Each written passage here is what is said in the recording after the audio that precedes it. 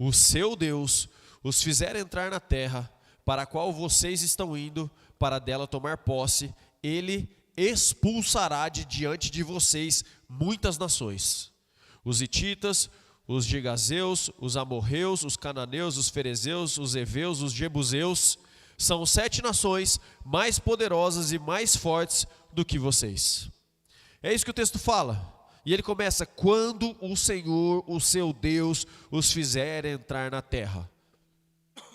O Senhor te trouxe aqui nessa noite para te dar uma mensagem muito clara, que Ele te diz que Deus é maior do que os seus gigantes, amém?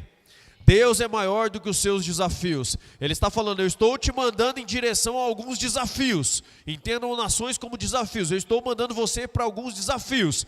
Não são 1 nem 2, são 7. E eles são grandes e poderosos. Mas fique tranquilo, porque o versículo começou dizendo: quando vocês entrarem, quando eu fizer entrar, amém? Deus é maior do que o seu gigante. Se você crer nisso, dá uma salva de palmas ao Senhor nessa noite.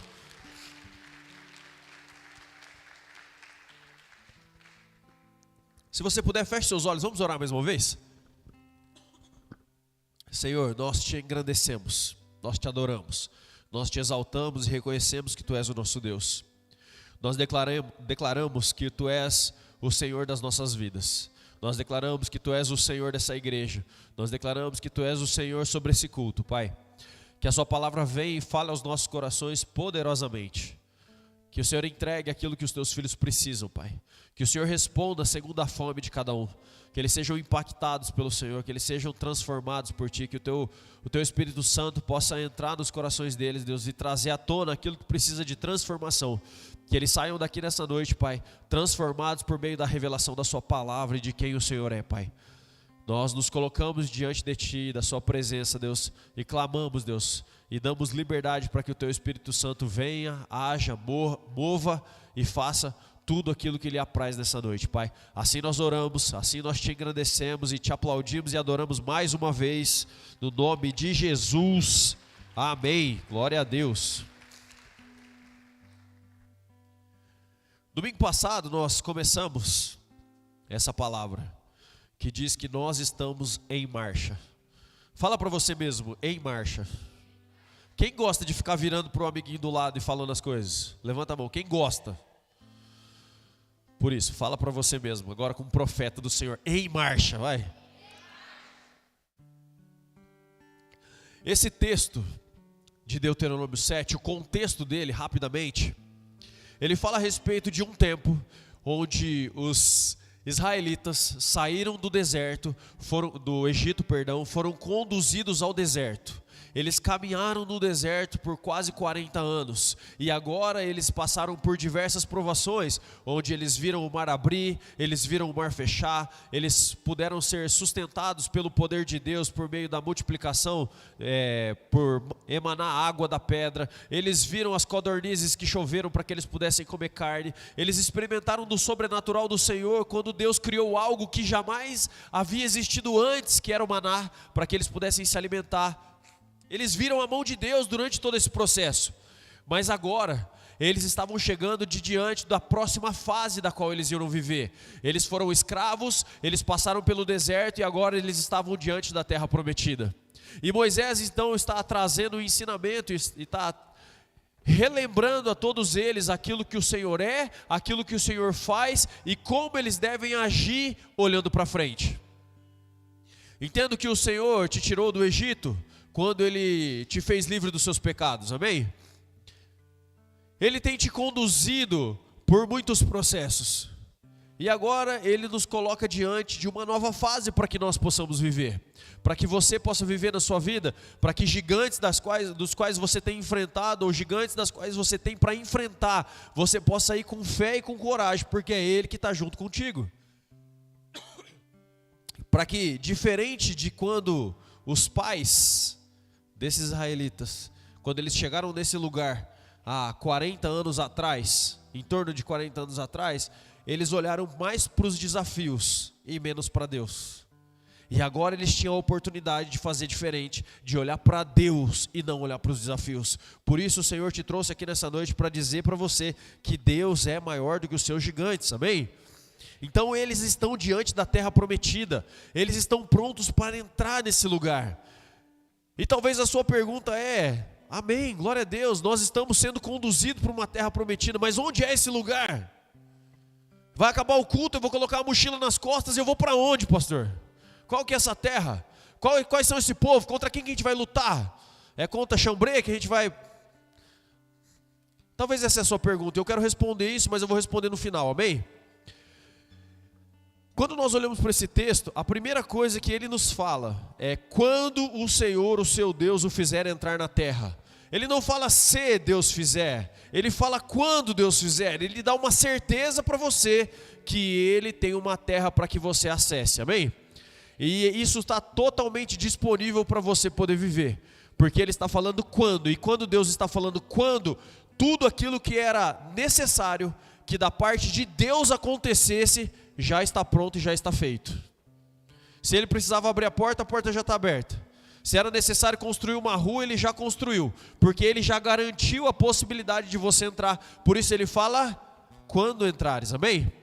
Ele já garantiu isso.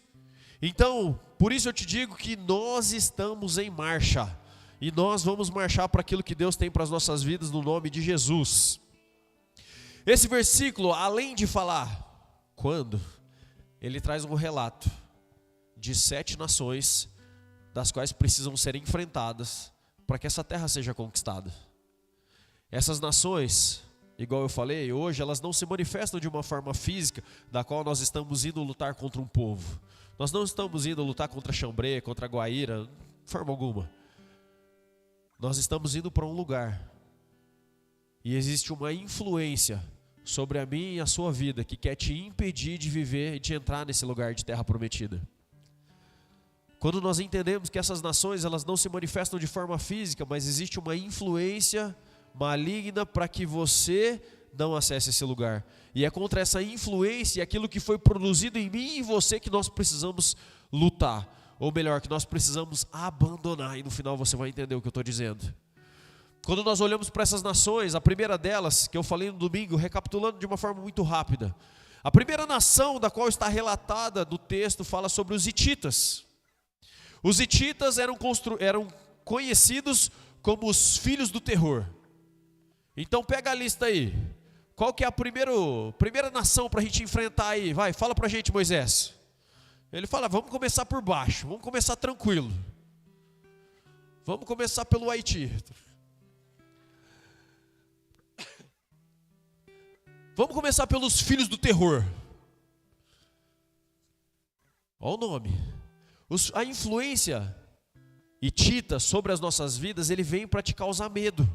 Ele vem para gerar medo no seu coração, para que você fique paralisado por conta do medo, que você se sinta intimidado por aquilo que você tem para viver.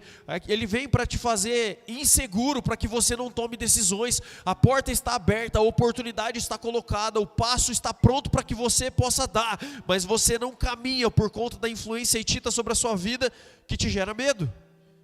Medo do futuro, medo de fracassar, medo de errar, medo da opinião das pessoas, medo que as coisas não vão dar certo. Tudo vem para gerar medo no seu coração, medo de se desprender das feridas passadas e se agarrar em feridas piores ainda. Então eu prefiro ficar com as minhas feridas do passado, porque eu sei a dor que eu sinto.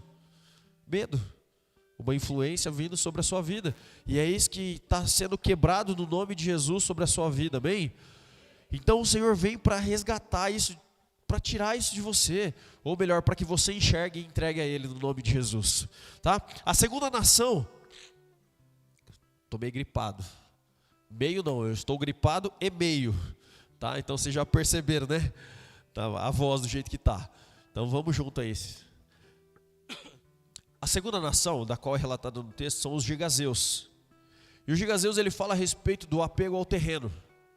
A influência gigazeu sobre a sua vida, ela faz com que você somente olhe para essa vida, para esse tempo, para os seus bens materiais. É uma vida para trabalhar, é uma vida correndo atrás de dinheiro, é uma vida onde você tem tempo para todas as coisas, menos tempo para Deus. Essa influência vem e existe uma inquietação em você, gera uma inquietação em você, que você precisa conquistar, que você precisa fazer, que você precisa... E amém, nós somos feitos para prosperar, amém, gente? Nós fomos feitos para prosperar, Mas quando a preocupação, a ocupação passa somente a estar correndo atrás dessas coisas, é uma influência sobre a sua vida. Onde você não tem mais tempo para Deus, onde as ordens de prioridade na sua vida, elas estão completamente mudadas. Onde a palavra diz, busque, pois, em primeiro lugar o trabalho e o recurso que ele pode te entregar. É isso que a palavra está falando? Não, busque em primeiro lugar o reino. O reino. E quando isso não está alinhado no seu coração, existe uma influência sobre a sua vida e automaticamente você não colhe daquilo que o Senhor tem para liberar. E talvez a primeira influência te dá medo. Mas e se eu buscar, pois, em primeiro lugar o reino? Será? Será que o favor de Deus estará sobre a minha vida? Será que a bênção do Senhor vai estar sobre a minha vida? Então eu não quero contar com a bênção do Senhor, eu vou garantir o meu. Por isso eu preciso trabalhar mais, eu preciso fazer mais. E, gente, falo como uma pessoa que gosta de trabalhar, amém? Eu gosto muito de trabalhar e eu espero que você também goste de se empenhar naquilo que o Senhor colocou nas suas mãos. Mas, acima do trabalho existe Deus e o relacionamento com Deus, amém? Por isso que busque, pois, em primeiro lugar o reino. Essa é a influência do segundo povo, onde gera um materialismo e um apego excessivo a esse mundo. E isso o Senhor também traz à tona para você enxergar isso na sua vida e abandonar no nome de Jesus. Amém? Começando a palavra de hoje, propriamente dita, eu quero trazer o terceiro povo, a terceira nação descrita naquele terreno, naquele texto. E a terceira nação descrita naquele texto fala a respeito dos amorreus. Então nós falamos a respeito dos hititas, falamos a respeito dos girgazeus e agora então os amorreus. E os amorreus, ele fala a respeito de algo que nunca acontece no Brasil, muito menos em Umuarama, muito menos nessa região. Eu já ouvi falar que tem alguns lá na Noruega, lá na Filipinas, aqui lá, que é o orgulho. A influência dos amorreus sobre a sua vida vem para que o seu coração se torne um coração orgulhoso. E por que eu estou falando se torne? Porque você foi feito à imagem e semelhança do Senhor, amém? Você foi corrompido pelo pecado em algum momento. E o que o inimigo quer fazer com que você acredite que você é, mas na verdade você não é, você só não descobriu isso ainda. E o Senhor vem para trazer isso à tona. Então, como que o orgulho, a autoexaltação se manifesta nos dias de hoje? Não é uma nação da qual nós estamos indo brigar, mas é a resistência com a correção. Somos resistentes a serem corrigidos, somos resistentes a receber uma direção diferente daquilo que eu esperava, daquilo que eu quero fazer, daquilo que eu acho que tem que ser feito. Ele se mostra também da necessidade de sempre ter razão. É a minha opinião que tem que ser, e é do meu jeito, e é assim, e pronto, acabou. E se não for, eu vou brigar. O orgulho se manifestando. É a incapacidade de pedir perdão. Também é uma influência dos amorreus que gera um coração, que gera isso em nós, e nos faz não querer pedir perdão. Porque se eu tiver que pedir perdão, eu vou ter que admitir que eu estou errado. Se eu tiver que pedir perdão, eu vou ter que reconhecer que eu não acerto sempre. Tiver que pedir perdão, eu vou ter que dando meu braço a torcer. Não quero. Então ele se manifesta dessa forma. O orgulho, ele é uma fortaleza, e ele vem, é uma fortaleza e ele é muito difícil de você auto-identificar. Se eu falar para alguém, você é orgulhoso, a pessoa vai falar o quê? Lógico que não. Tá doido? Eu me orgulho da minha humildade. Porque é muito difícil de um orgulhoso se identificar, olhar no espelho e falar, você está orgulhoso, hein? Puxa vida. Porque ele é como uma ferida na testa. O orgulho, ele é como uma ferida na testa. Quantas vezes você olha para a sua testa durante o dia? Só se for no espelho, sim ou não? Mas todo mundo vê a sua testa. E todo mundo vê as atitudes orgulhosas sendo executadas. Mas nós temos dificuldade, porque o orgulho faz a gente achar que a gente tem razão. Então eu tenho razão e eu estou certo. Não é o orgulho se manifestando na minha vida. Não é essa influência sobre a minha vida. E geralmente ela vem disfarçada de maturidade. Ela vem disfarçada muitas vezes de independência. Não, eu não preciso disso. Não, onde já se viu esse tipo de coisa? Não. Ou talvez é uma personalidade forte. Não, eu sou assim mesmo. Não. E eu digo para vocês, gente, o natural existe, mas existe o sobrenatural, que é o fruto do Espírito sendo manifesto em nós, amém?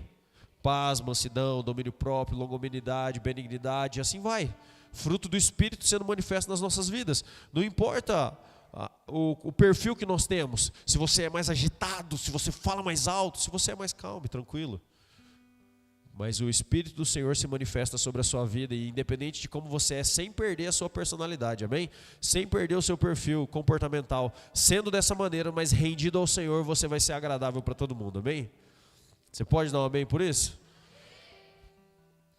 Então, ele se manifesta como senso crítico, ele se manifesta como uma autoconfiança de saber, de fazer, e por isso que ele é tão perigoso. E quando nós olhamos para a palavra do Senhor, o orgulho, ele se manifesta, ou ele é apresentado como uma independência de Deus.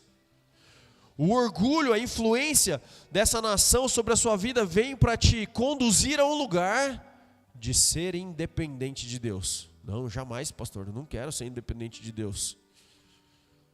Mas é isso que ele vem para produzir. Ele produz alguém que sabe de tudo. Quem já conversou com alguém que sabe de tudo? É muito legal, não é? Puxa vida!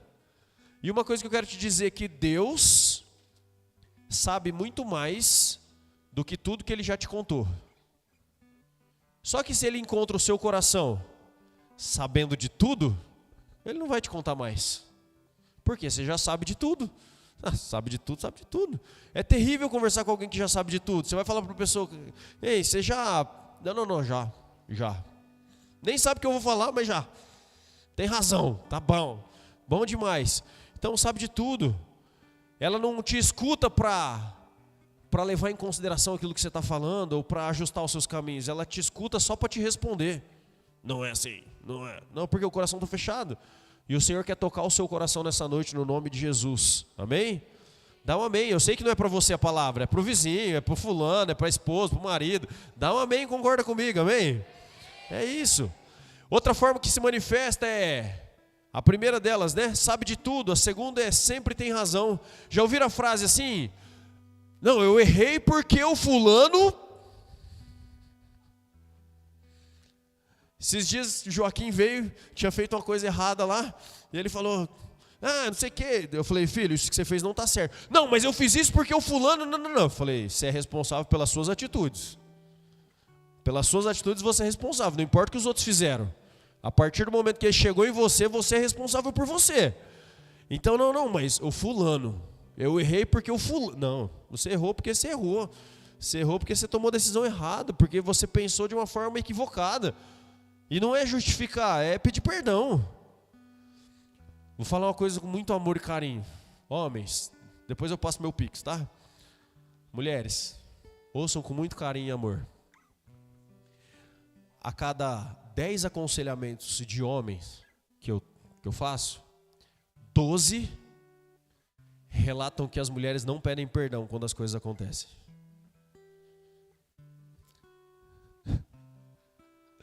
Talvez mais. Talvez eu errei no percentual. Mas de cada 10, 12 falam a mesma coisa. Então, mulheres, quando as coisas acontecerem na vida de vocês, na casa de vocês, continuar levando a vida como se nada tivesse acontecido, dando um sinal de que, isso aí já está resolvido, para o lado masculino não resolveu. Vai resolver quando você olhar para ele e falar assim: meu bem, meu amorzinho, meu querido, meu chuchuzinho, me perdoa.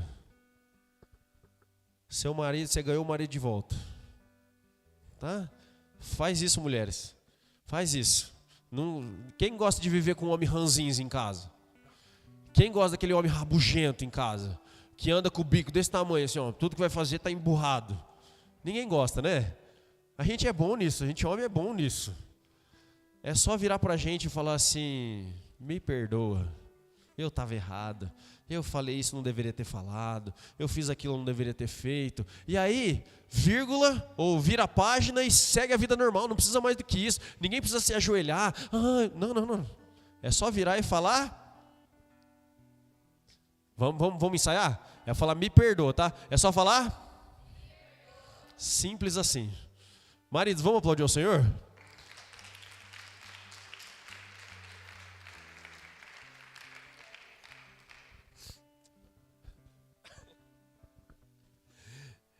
Isso é uma forma de que o orgulho se manifesta. Quando a gente fala a respeito de outra forma da manifestação do orgulho, eu vou falar um tanto quanto isso aqui, hoje, não pede ajuda. Você conhece alguém que não pede ajuda? Quem conhece alguém que não pede ajuda? Levanta a mão. A pessoa não pede ajuda. Ela nunca precisa de ajuda. Ela nunca precisa de ajuda. Ela não quer nem admitir que ela precisa de ajuda. Imagina se eu peço ajuda e a pessoa não me ajuda e eu vou ser rejeitado. Então eu prefiro nem correr o risco de ser rejeitado, então eu já nem peço ajuda. Carrego tudo sozinho, faço tudo sozinho, sofro tudo sozinho, me lasco sozinho, porque eu poderia pedir ajuda de alguém. E aí a gente olha aqui, a pessoa ela trabalha sem orar. Ela não ora, ela só trabalha, ela não ora. Ela decide sem perguntar para Deus. Ela vive sem depender do Espírito Santo. Mas ela acredita em Deus. Só vive como se Ele não existisse. É uma pessoa que é independente de Deus. O orgulho gera independência, amém? Quando a gente olha para a palavra, nós vemos também o orgulho se manifestando, quando a gente vê os fariseus, por exemplo, que eles oravam agradecendo ao Senhor: Senhor, eu te dou graças, porque eu não sou como tais os outros ali, eu não sou como aqueles outros homens, obrigado Senhor, porque nós somos melhores. Gera pessoas super espirituais.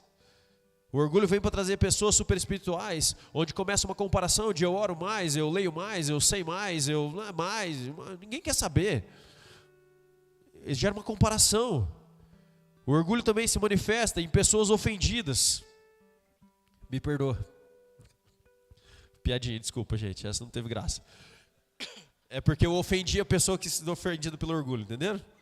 Nossa, tem que explicar a piada porque foi ruim, hein? Onde eu estava? Ofendidas.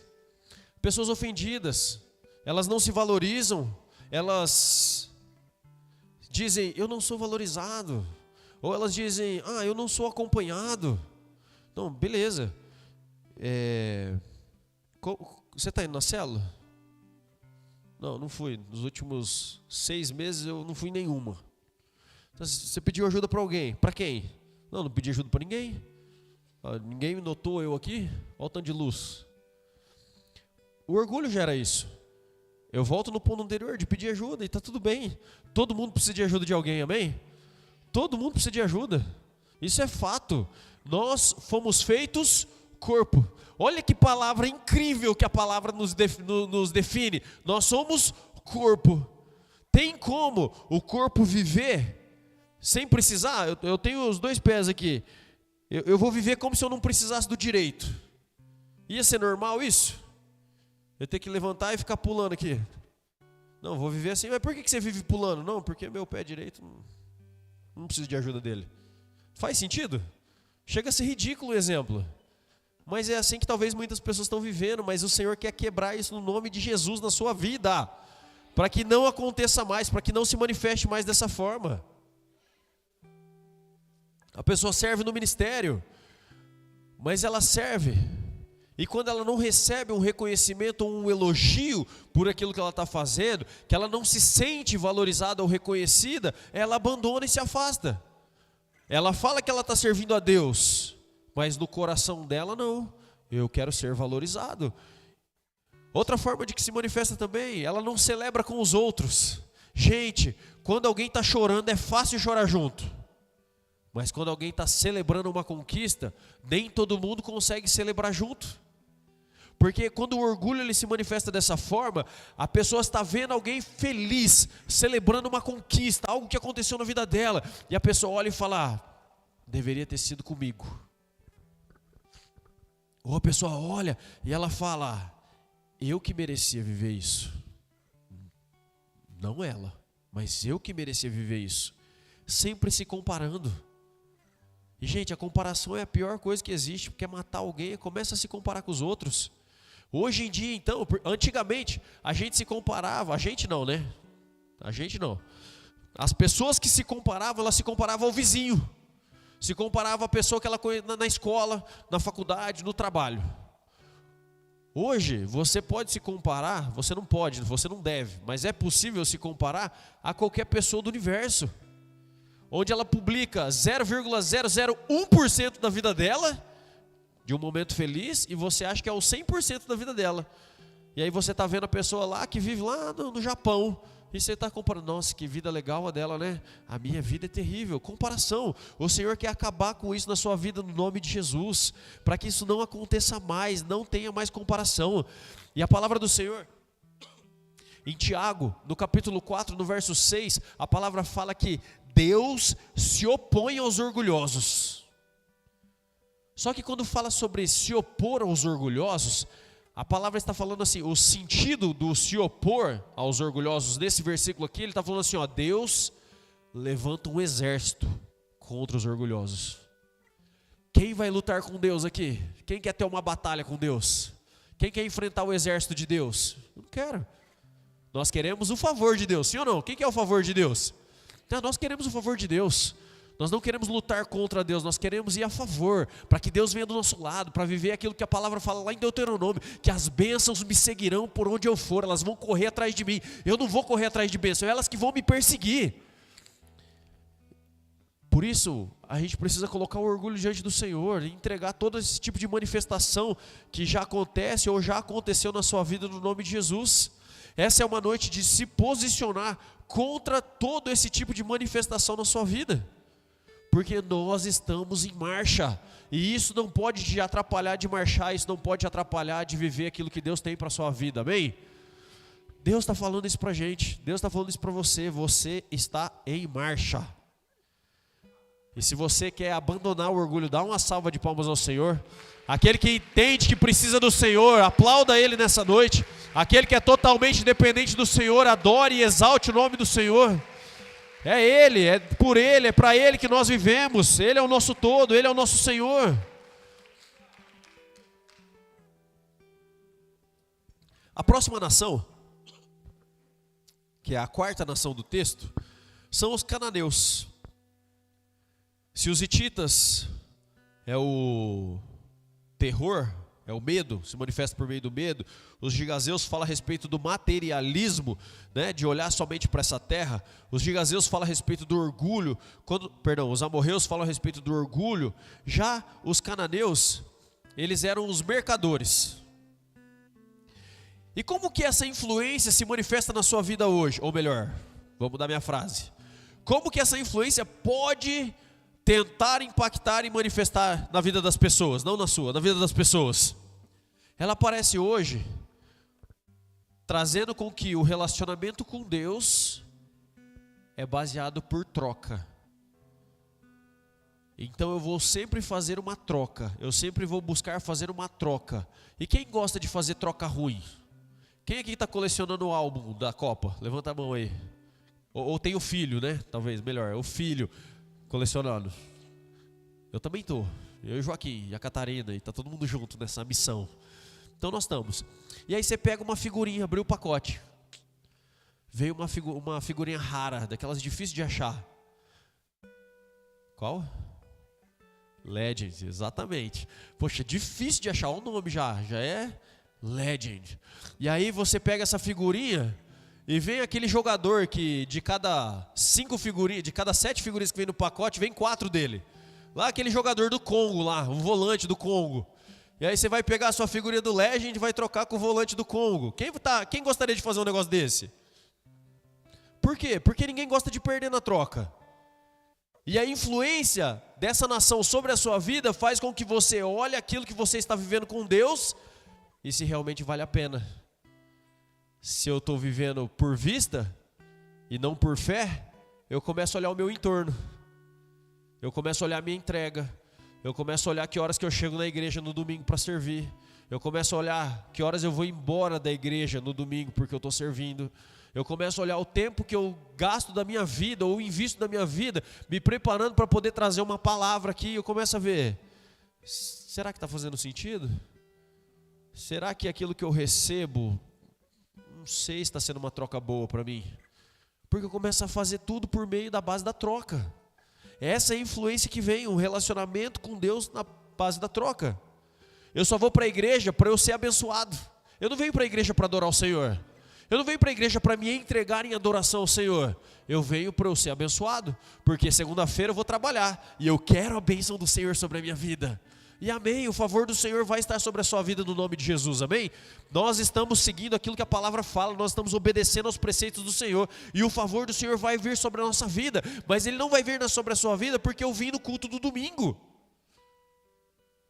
Estar no culto do domingo te ajuda a seguir o que a palavra fala, por isso que é tão importante.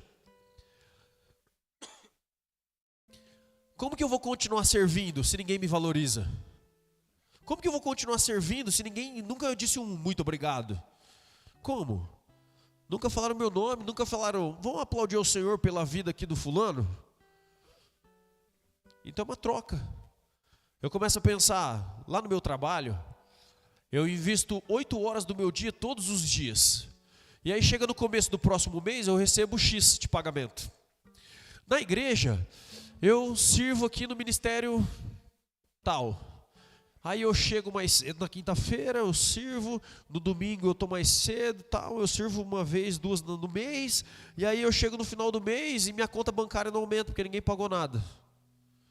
Está valendo a pena? É uma troca, é um emprego.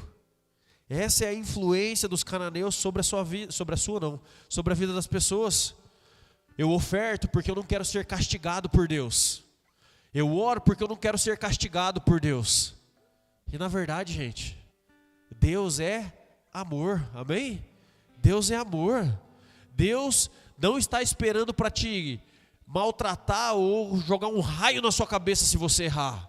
Ele está pronto para te amar todas as vezes, mas o interesse dele é que você tenha um relacionamento com Ele. Quanto mais você se relaciona com Deus, mais você conhece o caráter e o amor de Deus, e menos medo você tem de se relacionar com Deus, porque não é um pai bravo esperando para brigar com você, mas é um pai amoroso esperando para te receber, todas as vezes que você for a Ele.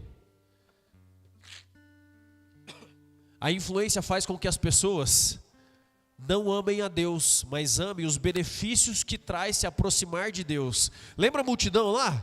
A multidão se aproximou de Jesus porque eles queriam aprender, eles estavam ouvindo, e aí teve uma multiplicação de pães e peixes. Multiplicou um monte de pão, multiplicou um monte de peixe, e todo mundo comeu e ficou feliz e tal, maravilhoso. Aí na sequência Jesus falou, ó, quem não comer da minha carne e beber do meu sangue, não é digno de andar comigo. O outro já pegou a cestinha dele, o outro pegou a cadeirinha de praia dele, colocou embaixo do braço e ó, vazou. Comer o pão e o peixe eu quero, agora comer carne e beber, tá doido? Negócio de canibalismo aí não tem nada a ver. Eu quero os benefícios, mas eu não quero ele em específico. Não adoro ele por quem ele é, eu adoro pelo que ele pode fazer sobre a minha vida. É um relacionamento de cliente e não um relacionamento de família. Porque eu venho aqui com uma expectativa daquilo que Deus pode fazer sobre mim, para mim. E o Senhor quer acabar com isso no nome de Jesus na sua vida. Ele quer restaurar o relacionamento dele com você para todo sempre. E eu já estou quase acabando. Mas essa parte é muito importante, eu preciso que você preste atenção. Eu estou ministrando tudo isso, falei das 4 nações aqui, gostaria de ter falado das 7 hoje, mas eu falei das 4 nações, e eu não falo para trazer condenação, eu não falo para você sair daqui pensando, nossa, como eu sou orgulhoso mesmo, não é essa a intenção, jamais é essa a intenção, mas é te ajudar a identificar, é te ajudar a olhar e identificar alguns aspectos que estão presentes na sua vida hoje, para que esses aspectos, essas manifestações, elas possam ser rendidas ao Senhor nessa noite. Não é para você sair daqui bravo, triste, chateado comigo, mas é para você sair daqui rendido ao Senhor nessa noite, porque todas essas manifestações, elas falam a respeito de áreas do nosso coração que ainda não foram rendidas ao Senhor. Todas as áreas do nosso coração que ainda não foram rendidas ao Senhor, nos faz ter medo, porque eu não sei o que eu vou encontrar naquele lugar. faz eu ter um coração orgulhoso, porque eu não quero ser rebaixado, eu não quero ser humilhado, eu não quero ter a minha imagem sendo afetada, porque eu ainda não conheço Deus e eu não sei o quanto Ele me ama de verdade. Eu estou ministrando essas coisas para que você olhe para a sua vida e fale: realmente, eu preciso mais de Deus. Realmente eu preciso me render mais ao Senhor. Realmente eu preciso de uma transformação. Quando nós falamos a respeito de terra prometida, e talvez essa foi a sua pergunta, terra prometida não é um lugar. Nós não estamos caminhando para um lugar fisicamente. Mas na verdade a terra prometida é uma forma de viver, um estilo de vida, uma forma com que você pode passar os seus dias nessa terra, vivendo na terra prometida, mesmo morando no mesmo lugar que você mora talvez. Quando nós lemos Romanos, capítulo 14, no verso 17, Romanos 14, verso 17, a palavra diz assim: pois o reino de Deus não é comida nem bebida, mas é justiça, paz e alegria no Espírito Santo.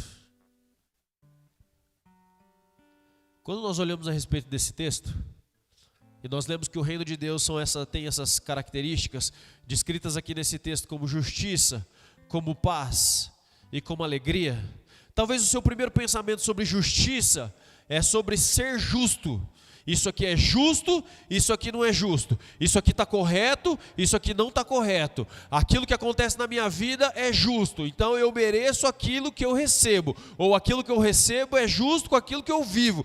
Então isso é justiça. Mas não é sobre isso que o texto está falando. Quando ele fala a respeito de justiça, ele está falando a respeito de uma vida reconciliada com Deus e alinhada com a sua vontade. A primeira coisa que ele fala: o reino de Deus não é bebida, nem comida e nem bebida. É ter uma vida, primeiro ponto, é uma vida com o seu coração alinhado ao coração de Deus. Eu não sei apenas que eu fui resgatado por Deus, eu tenho a revelação de que eu fui resgatado por Deus, e eu entendo que hoje eu sou justificado por meio do sangue de Jesus, e por causa do sangue de Jesus é que eu posso me achegar a Deus hoje, e Ele vai me aceitar, Ele vai me receber. Por isso que quando eu bater na porta, a porta vai abrir. Por isso que quando eu procurar, eu vou encontrar, porque eu fui justificado. Não quer dizer que eu sou justo, e nem que eu recebo aquilo que eu mereço, porque aquilo que nós merecíamos era a morte, mas Deus nos amou, e por ter nos amado Ele enviou o seu Filho, e o sangue de Jesus que foi derramado naquela cruz me justifica dos meus pecados, e agora sim eu tenho um Deus e eu posso me achegar a Ele, e eu posso chamar Ele de Pai.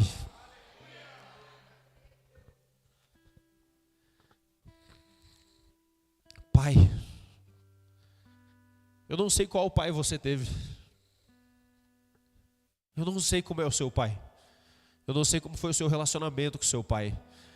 Eu não sei como era na sua casa quando você tinha dificuldades, se você podia pedir ajuda, se quando você passava por uma necessidade, você podia pedir para Ele. Mas Ele nós podemos. Eu não sei se o seu pai te privava com o silêncio, quando você fazia coisas que Ele não gostava.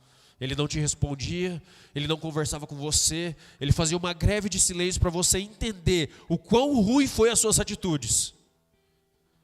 Quando a gente olha para Deus, nós temos aquele que nos recebe, nós temos aquele que está de braços abertos, esperando para que você possa voltar para a casa do Senhor, para a casa do Pai. Sabe o filho pródigo? O pai falou o que para ele, quando viu na porteira? Espera aí, que a hora que você merecer a minha atenção, você vai receber. Foi isso? Eu não acho que o pai estava à toa na vida, sem fazer nada na vida. Estava simplesmente esperando com que o filho voltasse. Não, ele estava nas atividades do dia a dia. Mas mesmo em meio à atividade do dia a dia, a hora que ele viu o filho chegando, ele parou tudo, larga tudo, fala: busca, pega o anel, pega a sandália, pega a melhor roupa, porque o meu filho voltou. É nós nos achegando diante de Deus. Ele nos recebe dessa forma. Quando Ele fala a respeito de paz, Ele não está simplesmente falando a respeito de que eu não tenho conflito. Se eu não tenho conflito, eu tenho paz. Não é sobre isso que o versículo está falando. Porque convenhamos, existem desafios nas nossas vidas, sim ou não? Existem desafios. Então eu não poderia estar em paz porque eu estou gripado. E ficar gripado é horrível. Então isso tiraria uma parte da minha paz. Mas quando o versículo fala a respeito de paz, e a palavra aqui é shalom, ele fala sobre ser integral, sobre ser inteiro, sobre ser pleno, sobre ter sido restaurado, sobre estou inteiro porque eu estou reconciliado com Deus.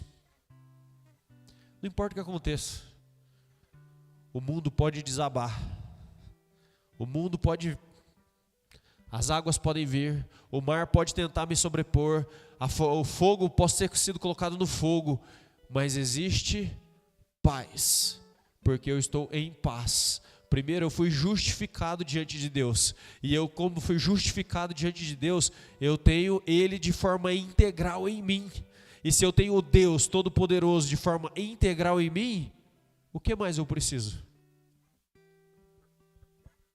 Eu sou completo e pleno. Se eu tenho isso, ou se eu tenho aquilo, ou se eu deixo de ter isso, eu tenho aquilo, internamente, eu sou pleno e completo. Eu não preciso de mais nada, eu não sinto falta de mais nada, porque eu fui reconciliado com meu Deus. Quando ele fala a respeito de alegria, que é o terceiro ponto desse versículo, onde ele diz, pois o reino de Deus não é comida nem bebida, mas é justiça, de ser justificado por Deus, shalom, que é ser integral diante do Senhor, e ele fala, e alegria, ele fala sobre um contentamento espiritual, um deleite em Deus. Sabe quando a palavra fala, deleita-te no Senhor, e Ele satisfará os desejos do seu coração? Eu amo esse versículo. Eu quero ter os desejos do meu coração sendo satisfeitos. Quem quer ter o desejo do coração sendo satisfeito? Fala uma coisa que você deseja aí. Pensa uma coisa que você deseja. Não seria muito legal se acontecesse? Cara, aquela viagem que eu sempre sonhei em fazer. Puxa, ir com a minha família inteira para Disney. Sempre tive vontade de levar eles. Eles já falam várias vezes. Vai mudar minha vida se eu for ou não para Disney? Não.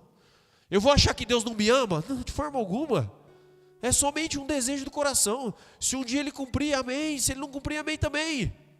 Mas é um desejo do coração. Já contei para vocês que quando nós éramos casados, mas nós ainda não tínhamos filhos, eu olhava as fotos no Pinterest e via as crianças queimadas do sol e pensava, nossa, quero que meus filhos sejam assim. Eu nem falava, eu pensava, quero que meus filhos sejam assim. Nasceu 3 branquelo. Ai, branco. Mas nós sempre tivemos a oportunidade de desfrutar de lugar com sol. E é difícil, tirando esse inverno que nós estamos passando aqui em Umuarama, que parece que a gente está no Alasca, é difícil a gente não ter um momento de sol, sim ou não? E eles estão sempre queimados. Deleita-te no Senhor e Ele satisfará os desejos do seu coração. Busque, pois, em primeiro lugar o reino, e as demais coisas vos serão acrescentadas. Por isso não pode ser um relacionamento por troca. Tem que ser por quem Ele é. Quando nós falamos a respeito de alegria, nós falamos a respeito de satisfação. Sermos satisfeitos. Satisfeitos, plenos, sem necessidade. Uma satisfação profunda pelo Espírito. Uma celebração interior. Pode estar caindo o universo, mas por dentro eu estou alegre, porque eu sei que um dia eu fui justificado diante do meu Deus, eu sei que eu sou pleno no meu relacionamento com Ele, eu sou integral com Deus, e eu posso desfrutar de alegria que é produzida por meio do Espírito Santo, que habita na minha vida. Entendo que justiça fala a respeito de uma relação correta com Deus. Se não existe uma relação correta com Deus, as influências vão ser manifestas na sua vida. Porque ainda existem partes ocultas do relacionamento com Deus que te gera medo, te gera necessidade de ser aprovado, mas você já foi aprovado. A paz fala a respeito de uma relação correta consigo mesmo e com os outros. Se eu estou em paz comigo, vou brigar com o quê? Por que eu vou brigar com os outros? Agora, se não está em paz comigo, se manifesta brigando com os outros. Não tem, o cara não teve nada a ver, foi uma coisa ruim que aconteceu, mas ele não tem nada a ver com as coisas que estão acontecendo aqui dentro, mas eu desconto nas pessoas. Mas o Senhor quer trazer paz no seu coração. paz integral no seu coração. A alegria fala a respeito de um resultado de viver nessa realidade. Eu sou justificado por Deus. Eu tenho uma relação correta com Deus. Eu tenho um relacionamento correto comigo e com as outras pessoas. Se eu tenho um relacionamento correto com Deus, se eu tenho um relacionamento correto com as outras pessoas, eu sou alegre. E está tudo bem. Entenda, você foi justificado por Deus. Justiça não é produzida pela carne, mas é pelo sangue de Jesus que foi derramado naquela cruz. Você vive em paz com Deus. Paz não é produzida pelo esforço humano, mas é gerado em seu entorno, porque o seu relacionamento com Deus está em paz, não tem guerra. Aqui, ó, Deus não está resistindo a você, está tudo bem. O caminho que te leva a Deus está tudo bem. Isso induz a alegria. E a alegria não é produzida pelas circunstâncias, mas é o meu relacionamento com Deus que gera uma paz em mim e se manifesta por meio da alegria do Espírito Santo em mim. Eu quero te convidar a ficar de pé nessa noite.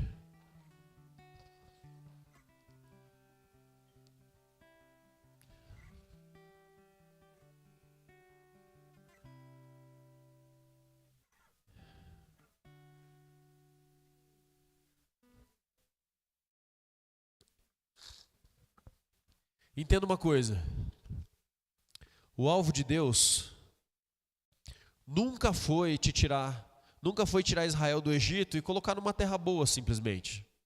Esse nunca foi o objetivo de Deus, nunca foi o alvo final. O alvo de Deus nunca foi te resgatar do império das trevas para que você pudesse conhecer Jesus e te colocar num lugar bom. E pronto, acabou. Ó, você está numa igreja legal, com pessoas agradáveis, eu vivo um ambiente familiar e glória a Deus por isso. Não. É muito mais do que isso. Entenda que a intenção de Deus sempre foi e continua sendo formar um povo tão alegre, porque eles sabem que eles estão em paz com Deus. Eles são alegres porque eles sabem que eles estão nessa paz com Deus. Eles têm tanta convicção de eles terem sido reconciliados e alinhados com o coração de Deus, que eles são um exemplo para as outras nações. Todo mundo olha e fala: como que vocês podem ser tão alegres? Porque nós temos paz com Deus. Mas como que vocês têm paz com Deus? Porque Ele nos reconciliou. Ele nos salvou e Ele nos reconciliou. Ele nos resgatou do império das trevas. Entenda, justiça nos faz andar, a paz nos faz permanecer e a alegria nos faz continuar. Eu quero que nessa noite, igual eu falei, aquilo que eu ministrei da influência das nações, aquilo que você identificou na sua vida da influência das nações,